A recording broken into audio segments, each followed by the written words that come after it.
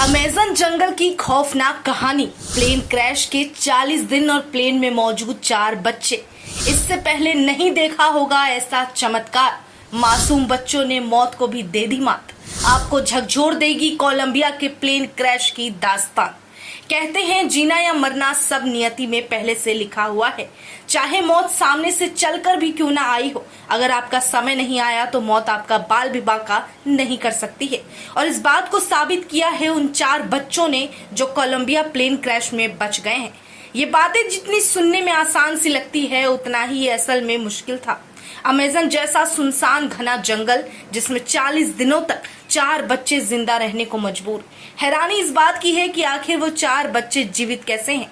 आज 4 बच्चों के साहस की कहानी पूरी दुनिया सुन रही है, जिन्होंने 40 दिनों तक अमेज़न जैसी जंगल में जिंदगी को जीने की ठान ली और वापस जिंदा लौट आए। आज प्लेन क्रैश की कहानी आपको बता रहे हैं, वो किसी फिल्म की कहानी से कम नहीं है। लेकिन हैरानी वाली बात है कि असल जिंदगी में भी इस तरह की परेशानियों से बाहर निकल पाना मुमकिन नहीं होता। ये घटना उन 4 बच्चों के साहस की है, जहां उनके हौसले के अलावा उनके पास न खाने को कुछ, न पीने को कुछ और न ही सिर पर किसी बड़े का हाथ। 40 दिन तक घने जंगल में रहने के लिए बेबस और लाचार। दरअसल कोलंबिया के अमेज़न जंगल में करीब 40 दिन पहले एक प्लेन क्रैश का हादसा होता है। उससे जुड़ी खबरें आती हैं कि मौजूद सभी लोग मारे गए हैं।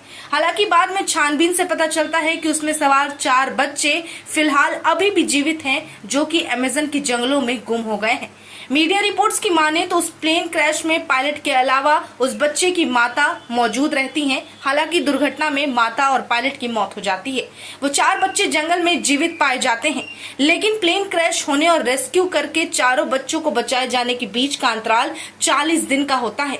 ऐसे घने जंगल में 4 दिन रहना भी मुश्किल हो जाता है, जहां इन 4 बच्चों ने मिसाल बना लिया है और मौत के मुंह से वापस लौट आए हैं।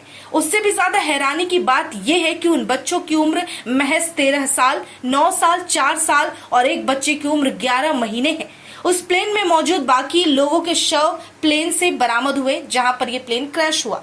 जितना ये बात रहस्यमय लगता है, उससे भी ज्यादा ये हैरान करता है कि चारों बच्चों ने इन 40 दिनों तक उस जंगल में कैसे गुजारा किया। साथ ही उन बच्चों की पहचान क्या है।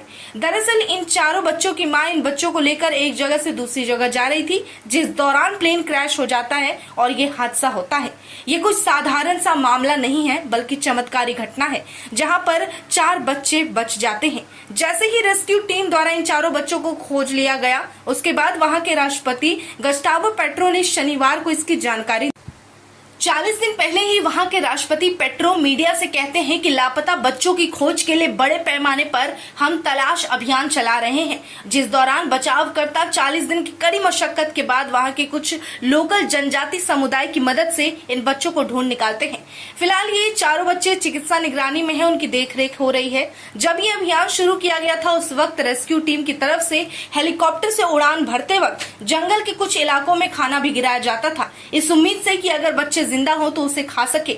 और ऐसी आशंका जताई जा रही है कि कहीं न कहीं बच्चों को यही खाने की चीजों से मदद मिली है।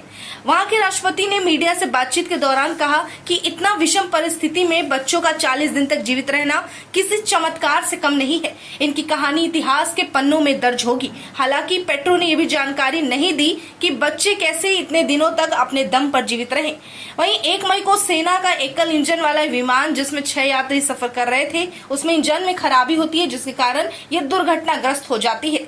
वहीं रेस्क्यू टीम द्वारा जानकारी ट्वीट के जरिए दी गई, जिसमें इन बच्चों की तलाश के दौरान की तस्वीरें और कुछ वीडियोस मौजूद हैं, जिनमें देखा जा सकता है कि बच्चे कंबल में लिपटे हुए हैं। साथ ही कुछ सैनिक और जनजातीय स्वयंसेवक नजर आ रहे हैं। एक तस्वीर में एक सैनिक 11 महीने के बच्चे को बोतल से दूध पिलाता भी नजर आ रहा है। इतना ही नहीं, रेस्क्यू टीम के द्वारा दी गई जानकारी के अनुसार उन बच्चों की दादी का एक रिकॉर्डिंग ऑडियो भी चलाया जाता था, जिसमें वो अपने बच्चों को साहस बांधने वाली बात कहती थी, उन्हें हौसला देती थी और हिम्मत नहीं हारने की बात कहती थी, ताकि उनका संदेश उन बच्चों तक किसी तरह पहुंच सके और आसानी से उन बच्चों को ढूंढा जा सके।